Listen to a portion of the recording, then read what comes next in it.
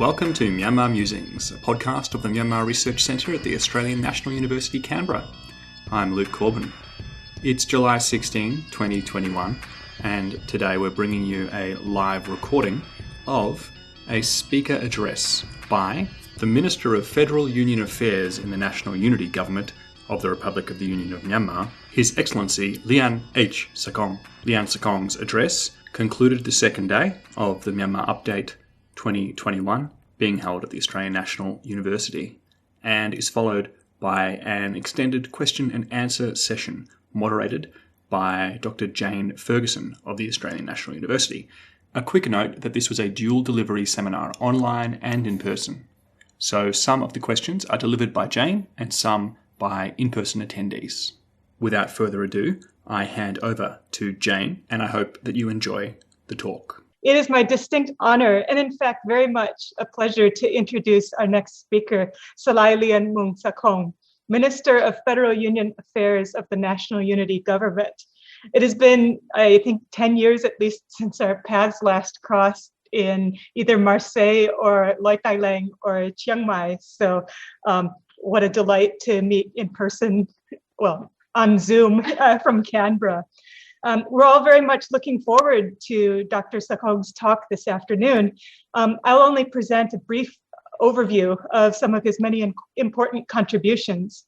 From his first political speech at Rangoon University in 1981 as General Secretary of the Chin Cultural and Literature Committee to the Chin National Front to the National Unity Government today, Dr. Sakhon, for over 4 decades, has worked tirelessly for human rights, cultural recognition, and for the freedom of ethnic nationality peoples to enjoy the richness of their lives and their creative potential.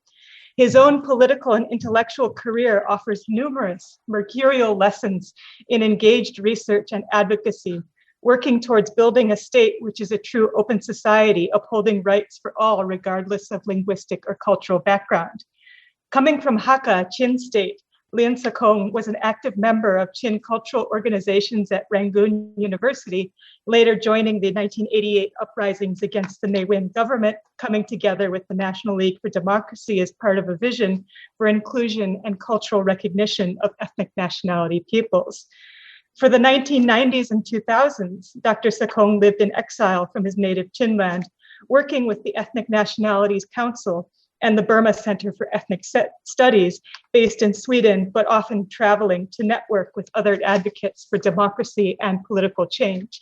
He forged working friendships of trust and commitment with countless political leaders and practitioners across cultural divides, including Shan leaders, Zhao Zhang Yanghui, Zhao Zeng Sut, Kaya leaders, General Aung San Lei, and Burma leader Aung San Suu Kyi. He was also the General Secretary of the United Nationalities League for Democracy, and in 2007 awarded Sweden's Martin Luther King Jr. Prize. In the past decade, he has returned to Myanmar, bringing his experience, expertise, and skills to work for peace and federalism in the country, particularly toward encouraging dialogue and the nationwide ceasefire agreement, the 21st Century Panglong Agreement process in the years around 2015 and later.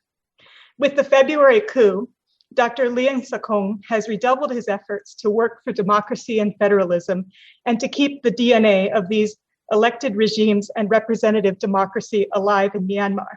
Notably, the Chin National Front was the first ethnic armed organization to join the National Unity Government, choosing to do so this past May.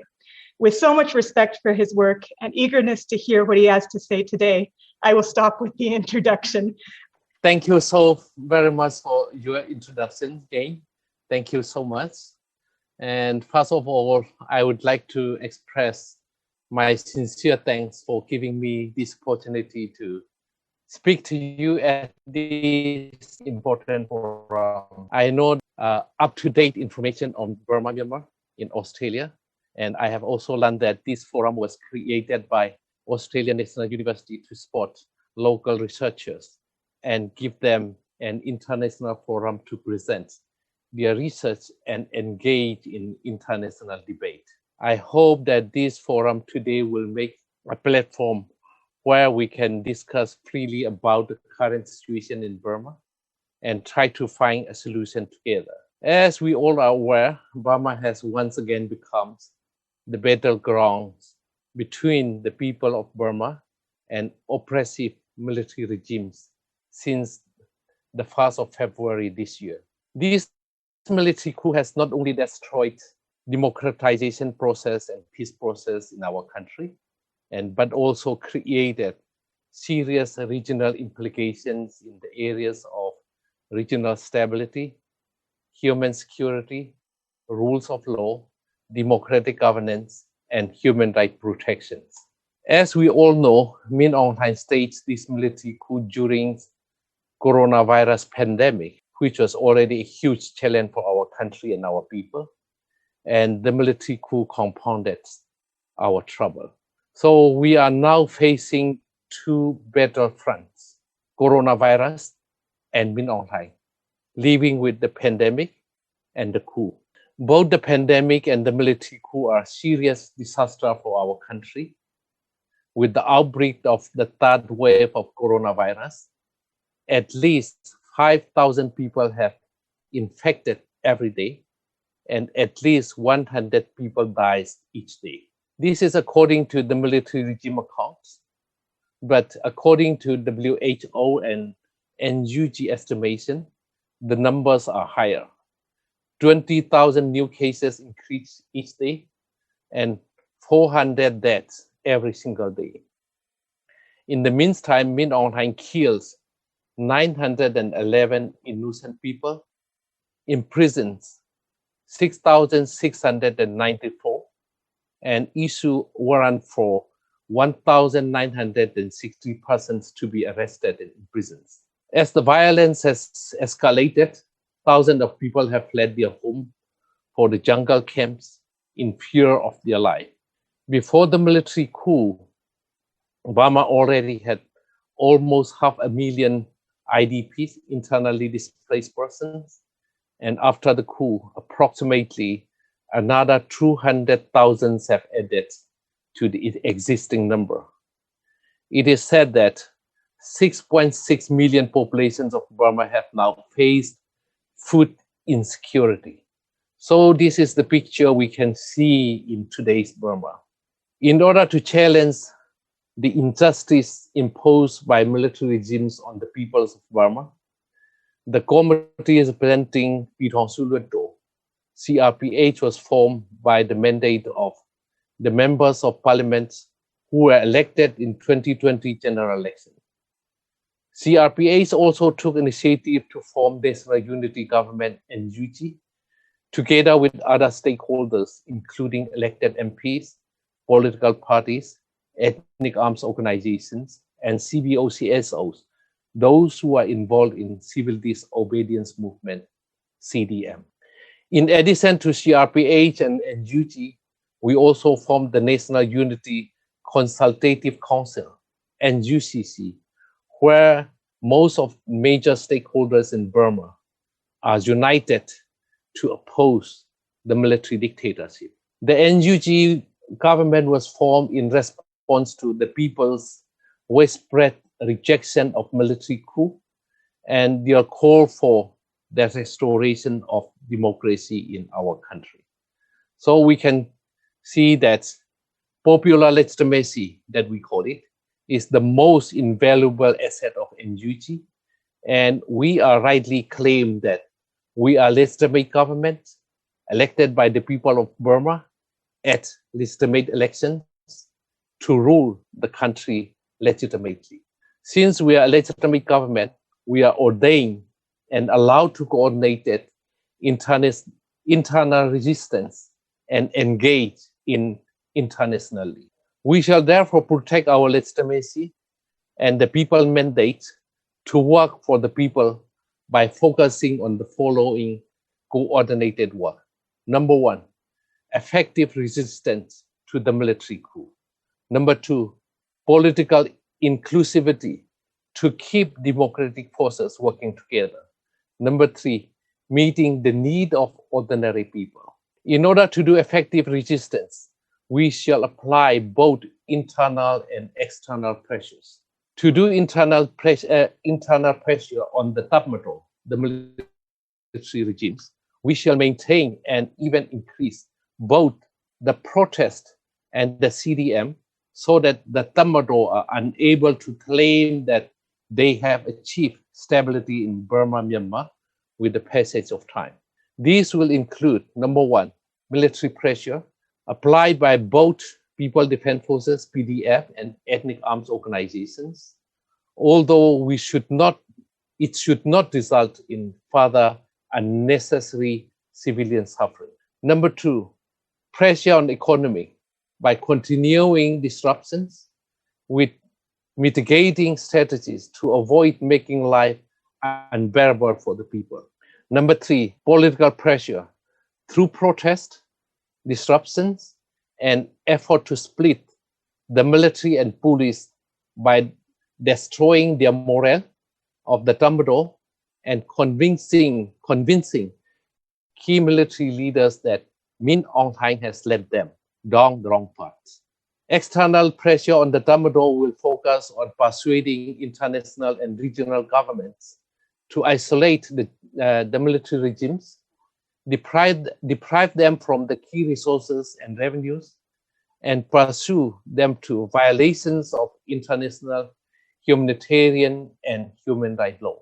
We shall apply the diplomatic strategy, including UN General Assembly strategy and ICC and JIC strategies, as well as a continuing sanctions strategy.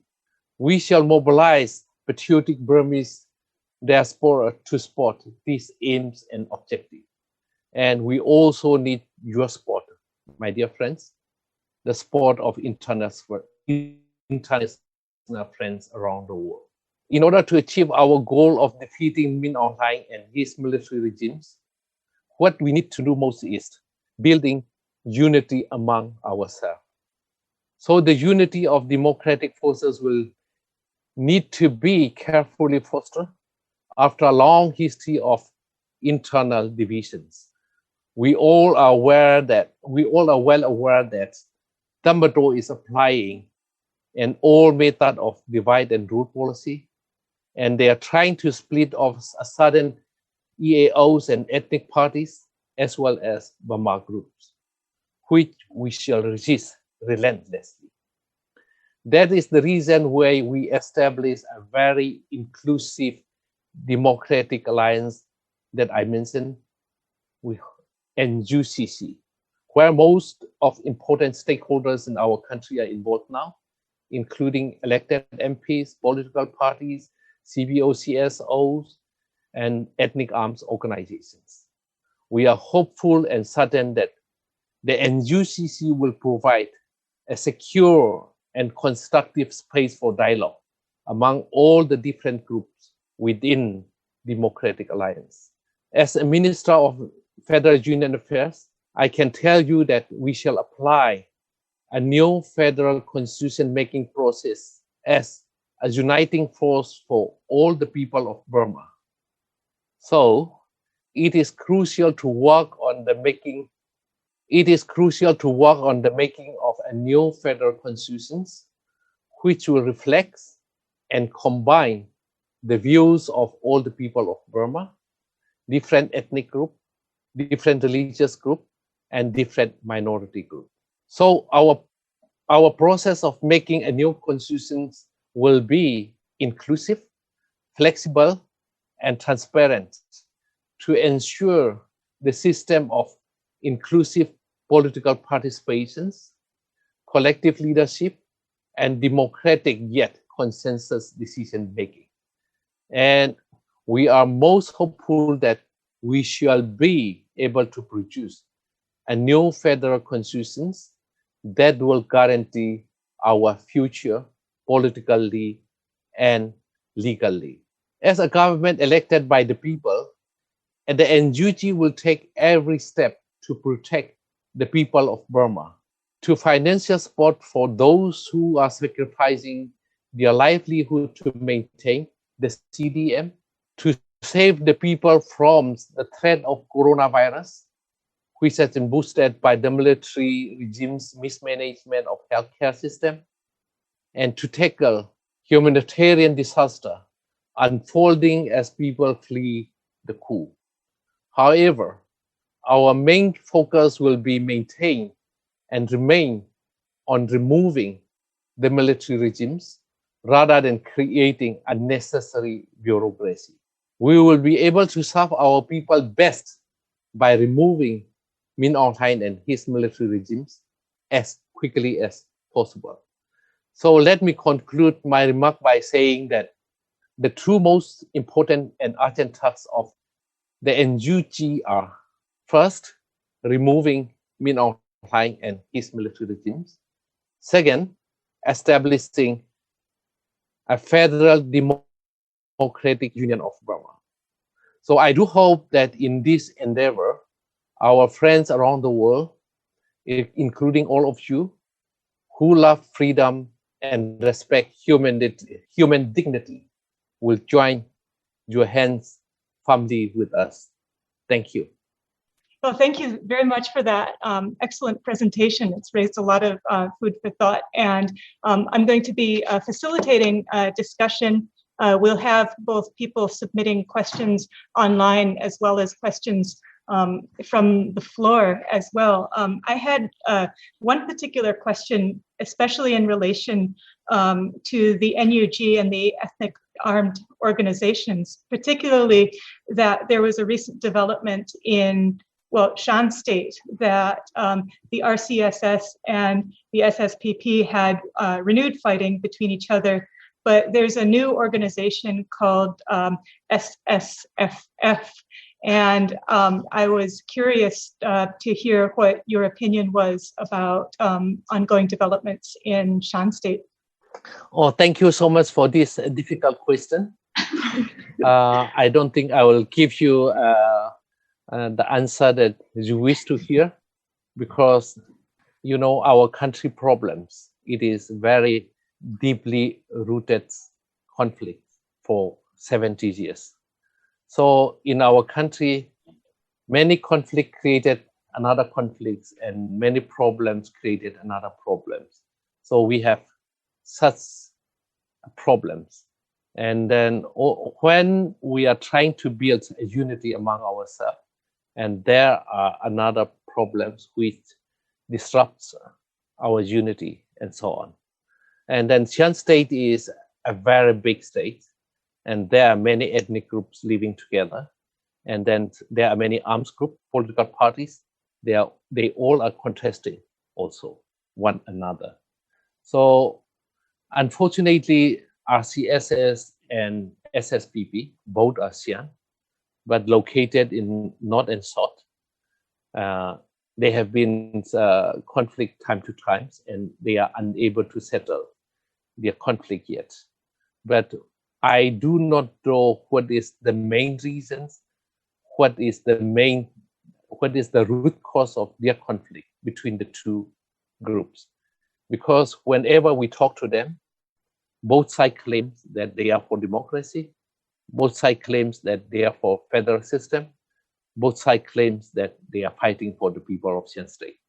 So it seems their main objective is the same, but what makes them differences and involved in the conflicts, I do not know in details.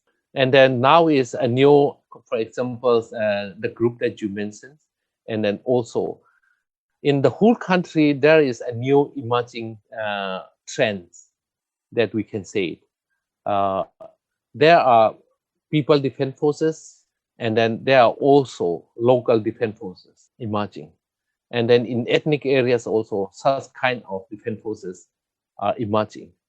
They all are for fighting against the military regimes, but at the same time, unexpected differences also happening, occurs, and I think this is the problem. So yes, the problems is many, and then I don't think I can answer your question why this happened, how we are going to solve it, but the ultimate solution will be defeating the military regimes.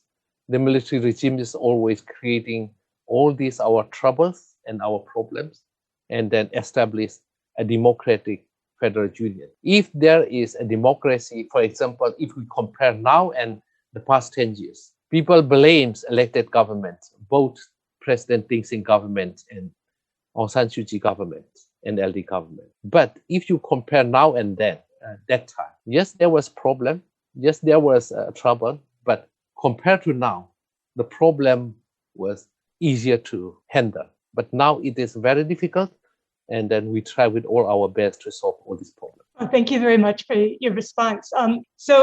We have two questions regarding the NUG in particular. So I think I'll condense them into one question. So is the NUG starting to receive any international recognition, especially in the US and European countries? That's by David Frederick. And also related to the NUG, Sam is asking, may I know how NUG is doing for future federal democratic countries and how to manage to remove dictatorial system which is rooted in Myanmar? So what's NUG doing now and what kind of international recognition or help is it getting? In terms of recognition, we all know that international systems, you recognize only the state, not the government. So I think all the international community already recognize Burma as a sovereign, independent country. But within the country, what government you are going to recognize? I think this is another question. And currently, I think international community, including the United States and European unions and Australia and other countries, recognizing us and supporting us by not recognizing the military regimes in Naypyidaw. So no one officially recognized military regime yet. But on the other hand, it is based on international existing system. It is for a lot of government to recognize NUG as a government, but they recognize in such a way that they are supporting us, they are giving us assistance, they are helping us. This is a huge moral support and financial and technical support. I think this is very, very important for us. So this is one thing. And then how we are going to defeat the military regimes, I think I highlight in my presentation. And then we are applying not only one strategy, we are multi-strategies, including the protest, CDM movement, and also, I think, military pressures by forming People Defense Forces. Let me compare in saying from a historical perspective, what I would like to highlight is in our country, ethnic arms organizations, many ethnic armed organizations, we have been holding arms and fighting against the central government for 70 years. But we were not able to succeed yet. The reason is we are one-sided. The whole country was not united. So if you see the military coup, this is not the first time in our history. In 1962, General Ne Win took over the state power through military coup. And that time, the reasons was to prevent ethnic nationalities demand for a federal system.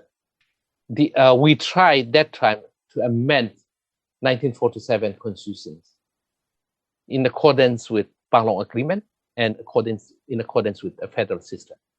But that time, no Burma political parties nor no Burma politicians help us in our struggle.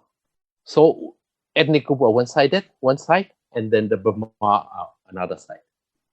So two sides was very clearly, although we both say we don't like the military regimes. In 1988, again, the whole country is uprising again for democracy. So in terms of democracy, the whole country was united. But in terms of federal system, majority Burma did not support ethnic demand for a federal system. But now in 2021, the whole country is united in our demand, our objective, our goal for democratic federal union. I think this is the best hope that we are having. And then we apply. And then secondly, in those years, no Burma arms organizations are holding arms and fighting against the central government.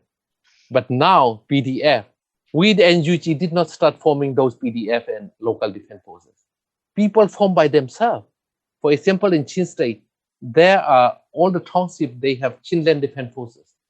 It was not formed by the CNF or the NUG, but the people formed themselves.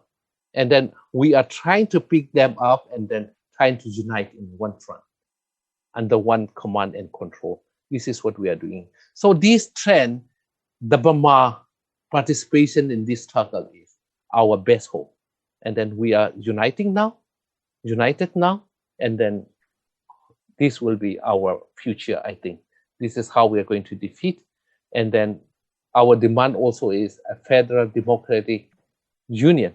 So this is what I think, how we are going to defeat the regimes and establish our country. Yes, thank you for that. So, yeah, please go ahead. So institutional design of a federal system so that it can deliver on peace goals is critical. What are 3 characteristics that you would say of a federal system that can deliver a multi-ethnic and inclusive system for Myanmar? Well, I think what we are trying to achieve is based on, I think, the charter that we produced on the 31st of March, part 1, where we include 5 guiding principles and 37 federal principles. I think that is the principle we adopted from. Most of the principle that we included in the charter was adopted in 2005 already. In 2005, all ethnic arms organizations and then democratic forces and all students, all the civil societies all come together in 2005 and adopted 8 basic principles for the future Federal Union of Burma. So that is how we are now reintegrating our new charter. So I think your question, I'm not that clear which area of federal system is you are asking, but the federal system that we are going to establish, we are aiming to establish is not exactly like Australia, not exactly like America, not exactly like Germany or Soviet Union, because our country is different. We have a multi-ethnic country, so in a certain element, there will be ethnic-based federal system.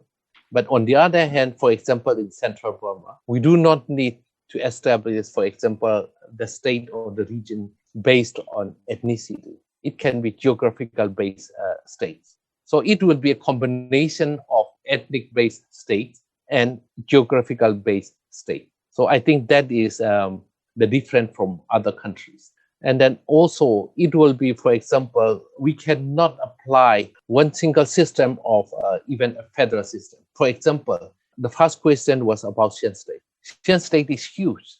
So the formation of Shan State and Chin State will not be exactly the same, because Chin State is a very homogeneous, ethnically homogeneous state, and Shan State is multi-ethnic state. And even during colonial period, Shan State was called a federated Shan State. A federal system was applied within Shan State already. So there are many ethnic states. So that's how we are going to, structure and arrange our federal system. It will not be exactly the same as any other countries. For example, in Australia, for example, in America, the states are based on geography, not based on ethnicity. But in Soviet Union, it was more or less ethnic-based states. In Yugoslavia and so on. But we will not follow that pattern either, because the country is not exactly the same. So we are trying to find our own solution, which will be suitable for our country. Hi, Bhuma. So I have one question about NUCC. Mm-hmm. So unlike NUG, NUCC member, I know it's very important, but NUCC member is not disclosed and we don't know who involved still. What is the concern of the NUCC member, and what are the composition of the groups? Are we seeing more ethnic armed groups representative will be involved like in NUG? I think NUCC is more inclusive, and then the composition is based on 5 grouping, as I mentioned in my presentation: elected MPs, and then the political parties, and ethnic arms organization, and then CBOCSO, and then now is newly emerging grouping like state-based and region-based. For example, now in Chin State, what we have interim Chin National Consultative Council, in which the CNF, ethnic arms organization, and then all the Chin political parties, those who are against the military regimes, and then elected MPs, and then civil societies, women and youth organizations are involved.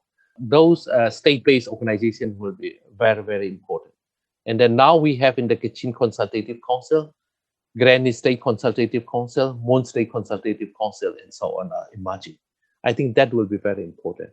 And UCC, I think not only those groups are important, but for example, CBOCSO, from mostly from Central Burma also, they are very important, like General Strike Committees, Workers' Union, Student Union, and the Teachers' Union, and so on. So there are many, many organizations. Currently, we are reviewing and reforming NUCC formation by redrafting, reviewing our charter part 2. There's this charter reviewing process is take time.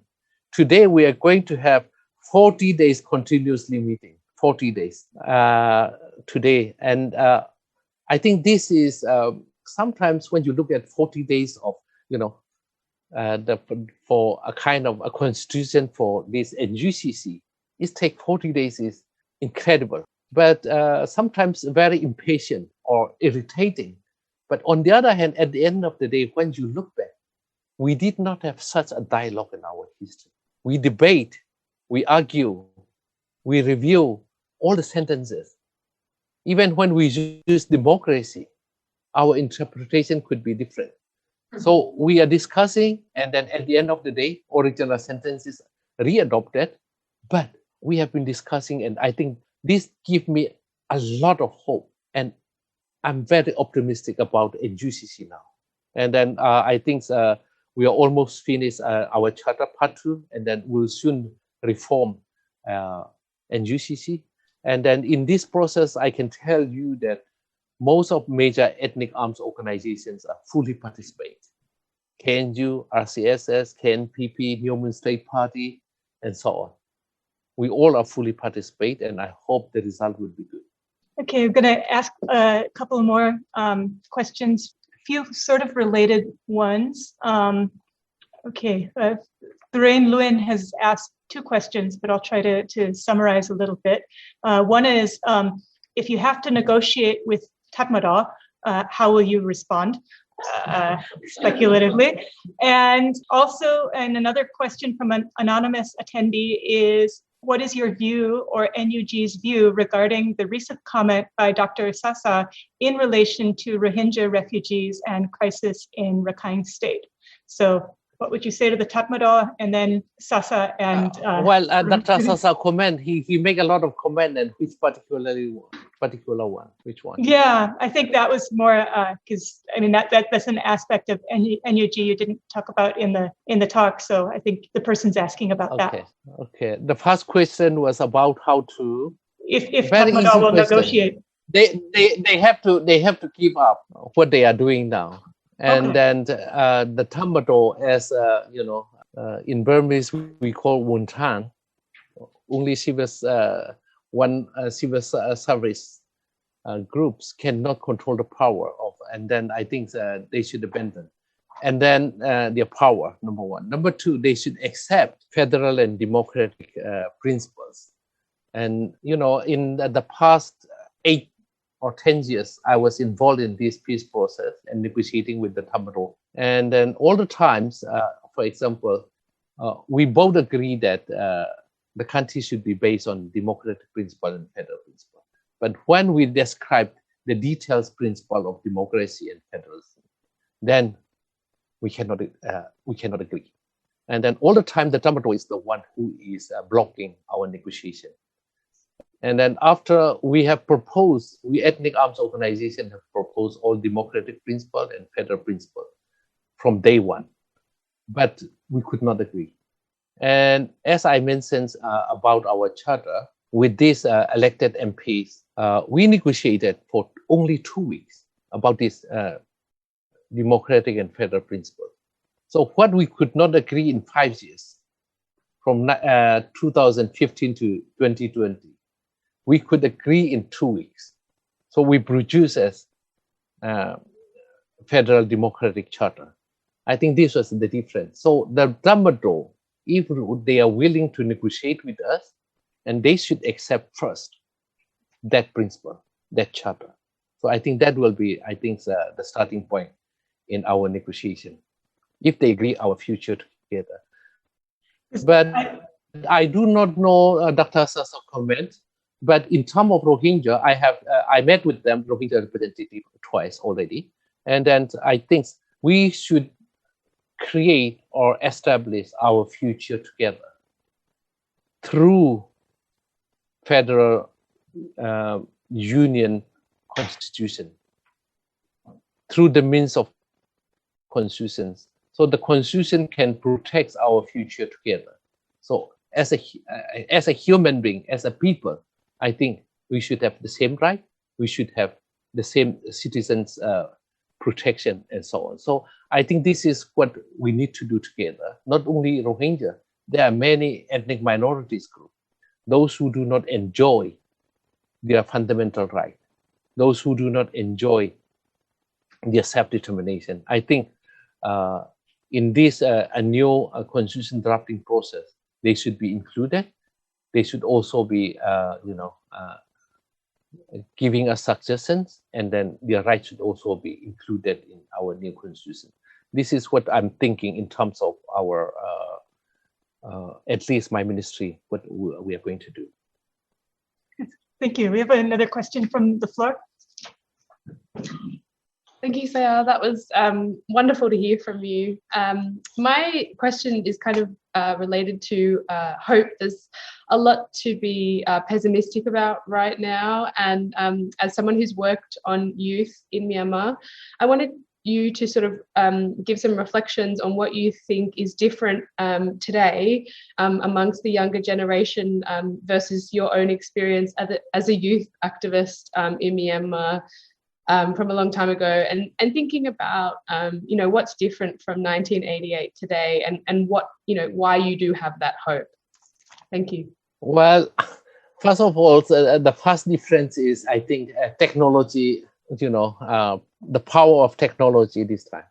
In '88, the whole day we demonstrated, we protest on the street the whole day, but we did not know what happened in the other side of the town.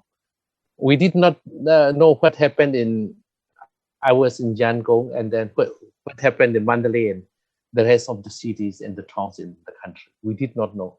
And then the whole day we demonstrated, we protested on the street, and then came home and listened BBC radio, and then know about what was happening in the other side of the town. But now you know directly, you can see directly what is happening. The power of information, the power of technology is huge. So I think this is the difference. And in terms of, for example, the government formation, NUG and then NCGUB, the government that we formed after '88 movement. And election was held in May 1990, and then NCGUB government was able to form only in 1 year after in Myanmar. And it was not able to form as a full kind of government. And finally, the full form of government as a government was able to re-establish in 1994 in Sweden, Bomasvi.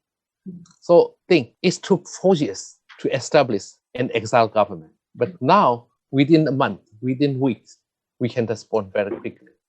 I think this is the difference. And then now, as I mentioned, and the difference between 1962, 1988, and now, people are very much aware that without a federal system, without democracy, we do not have the future. We do not have the solution. We could not end 70 years of civil war without a democratic system, without a federal system. So the new generations are, I think, ideologically much smarter than our generation. We demand for democracy, but we did not know how democracy functions. Mm.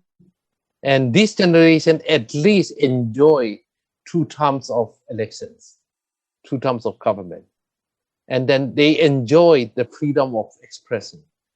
They know the world. For example, in 1988, I was in Rangoon University, a master student, and also teaching as a tutor. But when I went to New Delhi after I was arrested and so on, I was not able to order even the food at restaurant. The level of my English was such a poor level. But this generation, they can learn English very easily from various means. So I think our hope is great. And I think these young people, even in the NUG government, now these new generations are involved. Very young, very smart, thinking very differently, very smart. I think this is our hope for the future. Thank you. I agree. They are smarter than us. So let me see if there's more. Okay, anonymous, this has come up earlier in discussions, but I'm curious also, this person has asked, an anonymous attendee would like to know, on the social media, rumors have been widely circulated just recently in which Aung San Suu Kyi has met with the junta. I was wondering if NUG is aware of this, and if this is true, what is the NUG's view on this? Thank you. Well, this is, I think, a rumors, because we do also have some kind of network, and then we do also have some informations that we usually get from secure sources. But until our last official meeting, we did not receive that information as a fact. Mm. We know only as a rumors. But some of the people telling us that the meeting with General Yapi and Aung San Suu Kyi could be possible. But we do not know what is the discussions, whether it is real or not. So let's regard this as a rumor, but my information is not complete, and do forgive me. Please. Thank you for your response. There's another question. This is from Yin. For both 2013 and 2019 constitutional amendment endeavors, it has been a parallel process of legislative stream and NCA/peace process stream with very little understanding and involvement by the public. For the current constitution drafting process of NUG and UCC, what are the plans in place to educate, inform, and receive inputs from the public for the sense of ownership? Oh, that is a good question. I think, to me, I think public involvement in making the constitution is essential.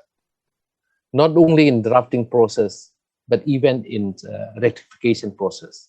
I think that is without public participation in our country, we have 3 constitutions already. All last, the first 2 last 14 years, and then 2008 is last only 13 or 14. So I think the reason is people think that it is not the constitution that they own. It is imposed on them. Mm-hmm. So in order that people feel that this is my own constitution, this belongs to me, they should involve from day one. They should know what is in this constitution, what every single articles and the text meant for their life. I think that is very, very important. So I think we would like to do from the very beginning the people consultation and people involvement. But there also is a huge challenge. We are not in a normal situation. We are facing, as I mentioned in my presentation, we are facing 2 battle fronts, the military coup and coronavirus. Mm-hmm. So this is the challenge. How we are going to overcome these obstacles? I think this is a big challenge. So for that reason, we are not hurry for drafting the constitution. For example, ethnic groups and democratic forces come together and drafted a federal constitution from 2005 to 2008. So we can use that draft as a basis for the future constitution, but we don't want to impose that draft as a final product. So what we are going to do, I think we are going to start first with consultation process. But how we are going to do it, this is the challenge. But every morning now I try to engage with a group of people, not only through a GCC process, but also individual organizations like teachers union, workers unions, and strike committees and others, and then state-based, region-based groups. I've spent a lot of my time already discussing with them what will look like our future constitution. But the formal process is not starting yet. I'm consulting with them what to do, what will be the best mean to do. So I think consultation process where people can involve very freely will be very important. And then currently what we are designing and then what we are doing at our ministry is, number one is lecture series. And this lecture series for federal education started with NUG ministers, because all the ministers also should know what is a federal system, what is a democratic system, how we're going to practice it. Without knowing those ministers, how could we lead the people? Mm-hmm. So starting 5 lectures is already conducted for NUG ministers, but this is very basic level. So I think we are going to continue it. And then also for CRPH and all the elected MPs, and then all the stakeholders, those who are involved in NGCC, and then general public, one after another. That lectures series will be number one. Number two is, I think we are preparing, and then before the end of the month, we will be able to start both online and printed federal education's a journal for federal education. So, and then we, for example, give them, for example, one article. Instead of describe as constitutional articles, we describe as a question so that people can ask, people can involve. For example, instead of saying, well, do you like a democracy? Then they will say, yes, but how? Then the question is different. So in a rural area, that would be better to ask, how would you like to elect your headman, your village council, appointed by Naypyidaw or by yourself? So this kind of questionnaire is we are developing, and we will be sending to them. So online and printed is the second thing. And then thirdly is direct consultation. And then only after that, I think we are going to continue developing or drafting a constitution. But we are hoping, of course, as you can see in the current situation in Burma, I think defeating Min Aung Hlaing is our first day one job. Producing federal constitution is day 2 job. So day 1 and day 2, I think, but when we are engaging for day 1, we should also prepare for day 2. So this is how we are going to do it. Yes, thank you very much. So we have time for maybe one last very brief question, if somebody has one. And I had a question, whether it was discussed within NUG also about the new drafting, and also what is the general consensus, or if there's a general opinion on the race and religion protection law. Race and religion protection law. Oh, that is a good question. But in terms of religions, we are opting for a secular state. A secular state in terms of the government mechanisms should not be used for religious purpose. Okay. Religion should not be manipulated for political purpose. Yeah, but of course, in terms of marriage, I think there could be a little bit different. Christian, we can marry, conduct our wedding in the church and so on. Buddhists can do themselves, but the state should not involve or interrupt. So I think that is what I meant in terms of secular state. And then, including extending for LGBTQI rights? I think this is a good question. But there was a debate with the pastor very recently and myself. And then he told me that those are prohibited by the Bible. And then I asked whether the God prohibited or not. That is my question. If God prohibited, he would not create. So it seems God is allowing to be exist, though gay and lesbians and I don't know the terminology that you are using. So I think God is giving us this choice, this freedom. Only religions are prohibiting, only society are prohibiting. So I think we should be looking at differently, and then we should find means and way where we all are human beings. So if human right is for human being, then we should enjoy equally. My point of view, I don't know whether you agree with me or not.